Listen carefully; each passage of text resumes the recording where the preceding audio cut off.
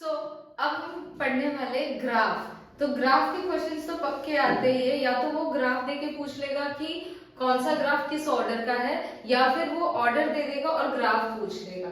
तो जब भी ग्राफिकल क्वेश्चन आए तो ये आता है सिर्फ फॉर्मूला बेस्ड होते हैं, तो आपको सारे फॉर्मूला रिकॉल होने चाहिए। तो अब मैंने यहाँ पर लिखा है ग्राफ्स ऑफ फर्स्ट ऑर्डर, तो ये ही कुछ 4 फॉर्मूले थे जिसकी वजह से ग्राफ बनेंगे। तो 2 तरीके के ग्राफ है, एक है स्ट्रेट लाइन इक्वेशन और दूसरा है एक्सपोनेंशियल ग्राफ। नाउ अगर जब भी आपको पूछेंगे plot the graph of AT versus T, okay.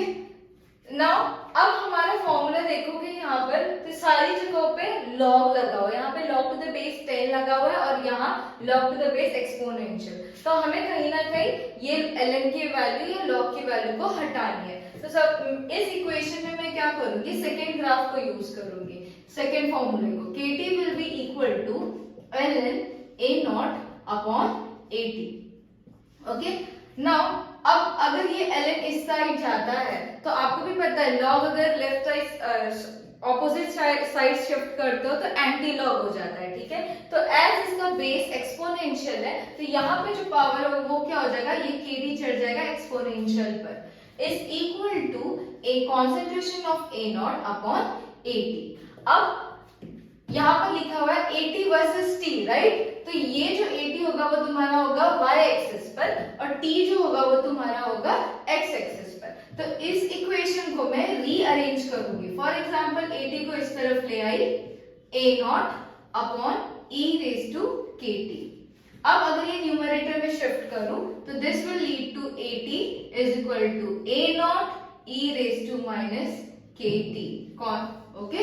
तो ये हो गया हमारा इक्वेशन रीअरेंज। तो ये हो गया y एक्सिस और एक्सपोनेंशियल में ये हमारा हो गया x एक्सिस यहाँ पर है। तो ये ग्राफ किस तरीके का ग्राफ होगा, एक्सपोनेंशियल ग्राफ होगा। और यहाँ पर स्लोप कैसा है, नेगेटिव है। तो अगर आप इसका ग्राफ देखोगे AT versus T, it will be an exponential graph of this kind, okay, समझा। तो ये हो गया AT वर्सेस T का ग्राफ। नाउ सेकेंड ग्राफ देखते हैं, plot a graph of log of AT versus time T, okay. Now अभी log use किया तो हम कौन सा फॉर्मूला यूज करेंगे, फर्स्ट फॉर्मूला यूज करोगे। तो फर्स्ट फॉर्मूला क्या कहता है, KT is equal to 2.303 log of concentration of A0 upon AT, okay.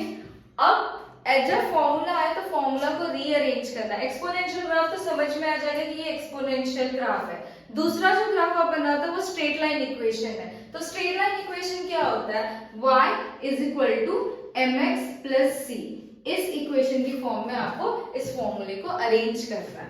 तो मैं क्या करती हूँ, 2.3 को यहाँ पर ले आई डिनोमिनेटर में, ठीक है। नाउ अब इस साइड बचेगा क्या, log A0 अपॉन AT, ठीक है। अब आपको भी पता है KT upon 2.303 is equal to log A upon B क्या होता है, मैथमेटिकल इक्वेशन का आप कैसे लिखोगे, log A0 minus log AT, right. ये तो फॉर्मूला है ना मैथमेटिक्स का। अब इस AT हमारा क्या है, y एक्सिस है, इसलिए इस चीज को मैं इस तरफ ले आती हूँ। तो क्या होगा, log AT is equal to log A0 और ये आ जाएगा इस तरफ माइनस KT अपॉन 2.303। तो आ गया ना कहीं ना कहीं y is equal to mx plus c, क्योंकि यहाँ पर log AT पूछा है। इस तरफ जो लिखा रहेगा वो क्या रहेगा तुम्हारा y एक्सिस पर, और इस साइड लिखा रहेगा वो कहाँ पर रहेगा, वो x एक्सिस पर।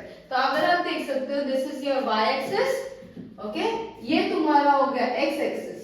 तो x के साथ जो भी वैल्यू प्रेजेंट रहेगी वो तुम्हारी वैल्यू क्या रहेगी, स्लोप की वैल्यू रहेगी। तो यहाँ पर होगा स्लोप m।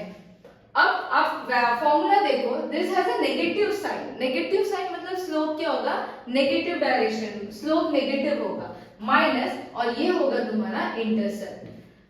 अब इसका ग्राफ कैसा होगा, तो दिस इज log AT, मतलब इस ग्राफ का कोई ना कोई इंटरसेप्ट तो आने ही वाला है। x एक्सिस पर होगा T, जब इसे हम प्लॉट करेंगे तो एज ए नेगेटिव स्लोप है, तो ग्राफ नीचे की तरफ आएगा, ठीक है। और ये रहा तुम्हारा इंटरसेप्ट जिसका वैल्यू है तुम्हारा log a0, ठीक है। अब स्लोप निकालते हैं, तो स्लोप क्या हो जाएगा, slope will be equal to k upon 2.303। तो इस ग्राफ का अगर स्लोप निकालना है तो आप क्या करोगे, एक्सटीरियर एंगल लोगे यहाँ पे tan theta, okay, exterior angle, तो tan theta will be equal to k upon 2.303। ये हो गया हमारा फर्स्ट ऑर्डर का